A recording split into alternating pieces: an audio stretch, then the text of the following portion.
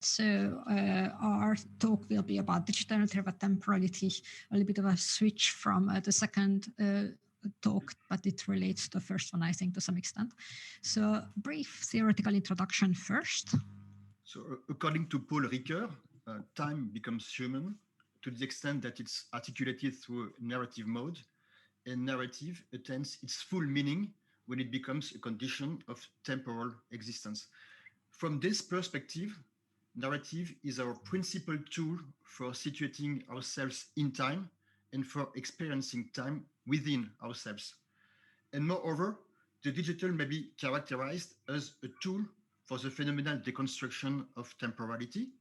This is reflected in its two main tendencies, that of real-time calculation, conveying the impression of immediacy, and that of universality of access, conveying the impression of availability. So the digital, thanks to its availability and its immediacy, thus leads to a constant present time. So based on these two premises, we can wonder whether digital narrative as such would be potentially an oxymoron and trying to square the circle. However, we do know quite a few examples of digital narratives and experimental digital narratives.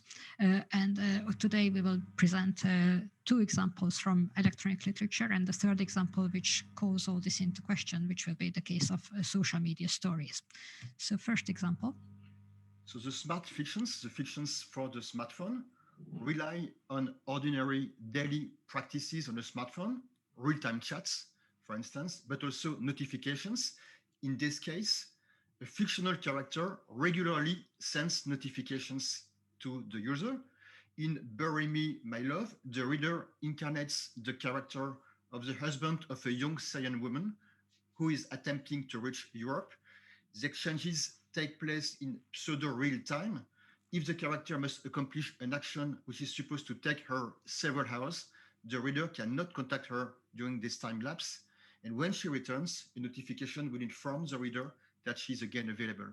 So the piece plays with temporality by integrating fictional time into the reader's real time. To what extent can a fictional narrative be built around a real-time data flow?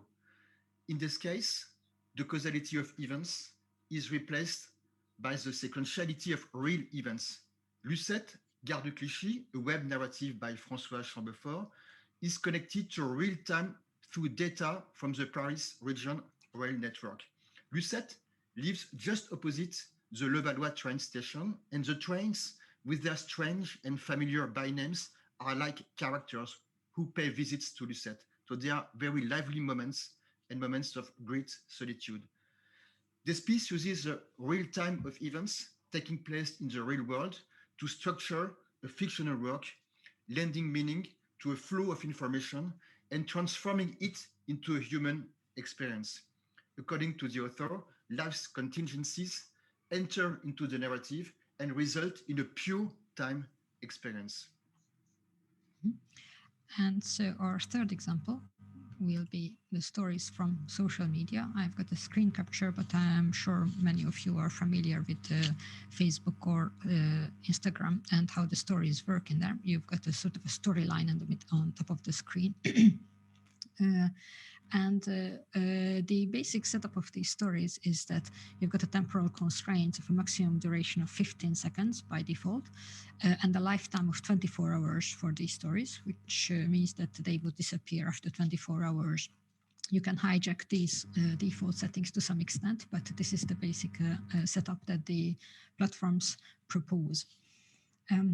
Facebook also emphasizes that stories are I quote, a visual medium, which is ideal for sharing authentic moments. And it's me emphasizing here the visual and the moments. So there is a great emphasis on the fact that these should be catchy and easy to see and immediately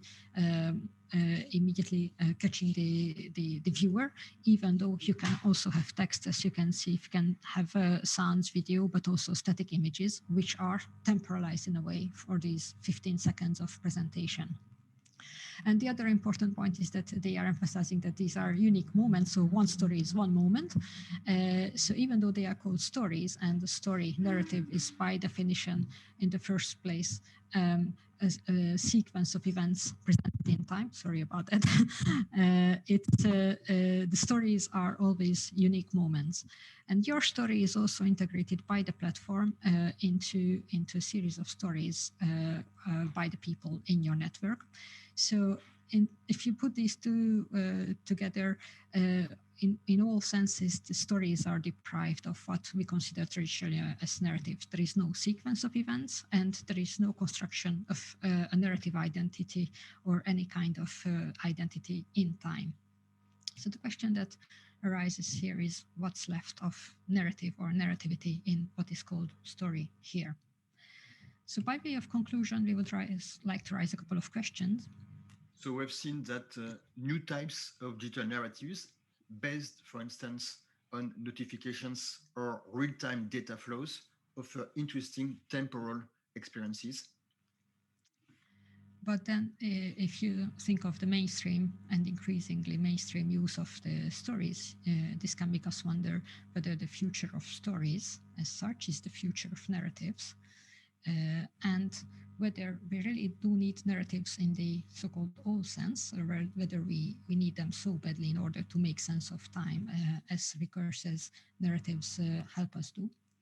And last but not, what would be the alternatives if we accept that narratives are not our only way of thinking the world and the time in it through the digital medium? What alternatives do we have to narratives? And that's it. Thank you for your attention.